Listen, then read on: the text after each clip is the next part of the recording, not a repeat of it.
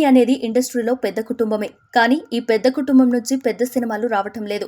నాగ చైతన్య, అఖిల్ లాంటి వారసులు వచ్చినా, వారి నుంచి సినిమాలు వచ్చినా అక్కినేని ఫ్యాన్స్ కి ఏదో లోటు అనేది ఉంటూ వస్తుంది. ఇప్పుడు ఆ లోటును పూడ్చే సినిమా తండేలని అనుకుంటున్నారు. నాగ చైతన్య 16 ఏళ్ల సినీ కెరీర్ లో ఇదే హైయెస్ట్ బడ్జెట్ మూవీ. 75 కోట్లతో గీతా ఆర్ట్స్ బ్యానర్ పై అల్లు అరవింద్ నిర్మిస్తున్నారు. అయితే ఈ మూవీ స్టోరీ ఏపీలో జరిగిన కొన్ని యథార్థ సంఘటనల ఆధారంగా ఉంటుందట. దీనివల్ల మాజీ ముఖ్యమంత్రి వైఎస్ జగన్ గొప్పతనం ఏంటో తెలుస్తుందని అంటున్నారు. మరి ఆ యథార్థ సంఘటనలేంటి, వైఎస్ జగన్ గొప్పతనం ఏం తెలుస్తుందనేది ఇప్పుడు చూద్దాం. నాగ చైతన్య 16 ఏళ్ల కెరీర్ లోనే హైయెస్ట్ బడ్జెట్ మూవీగా తండేల్ వస్తోంది.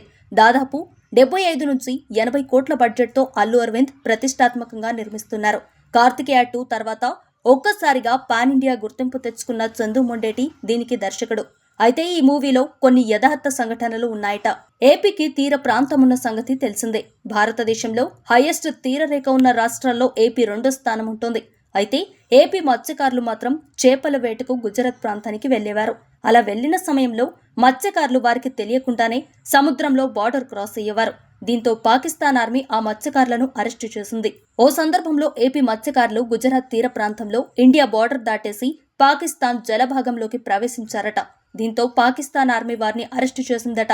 వారిని రిలీజ్ చేయడానికి అప్పటి ఆంధ్రప్రదేశ్ ముఖ్యమంత్రి వైఎస్ జగన్మోహన్ రెడ్డి చాలా కష్టపడ్డారట.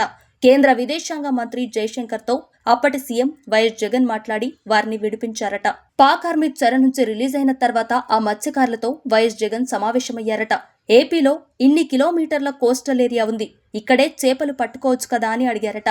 దీనికి వాళ్ల నుంచి వచ్చిన సమాధానం, ఏపీకి తీర ప్రాంతం ఉంది, కానీ చేపలను నిల్వ చేసే కోల్డ్ స్టోరేజ్ లేదు. అందువల్లే కోల్డ్ స్టోరేజ్ ఉన్న గుజరాత్ కు వెళ్లి చేపలు పడుతున్నామని చెప్పారట. దీంతో అప్పటి AP CM YS Jaganmohan Reddy 10 shipping హార్బర్లను నిర్మించారట. దీనివల్ల మత్స్యకారులు గుజరాత్ తీరానికి వెళ్లడం తగ్గిందని, ఇక పాకిస్తాన్ ఆర్మీ అరెస్టులు పూర్తిగా తగ్గిపోయాయి. సినిమాలో ఫిషింగ్ హార్బర్ల నిర్మాణం గురించి ఉండకపోవచ్చు, కానీ మత్స్యకారులు గుజరాత్ తీరానికి వెళ్లడం, అక్కడ పాక్ జలభాగంలోకి వెళ్లడం, ఆర్మీ అరెస్టు చేయడం లాంటివి ఉంటాయని తెలుస్తోంది. అలాగే తండేల్ వల్ల ఫిషింగ్ హార్బర్ల ఉపయోగం ఏంటి అనేది కూడా తెలుస్తుందని సమాచారం.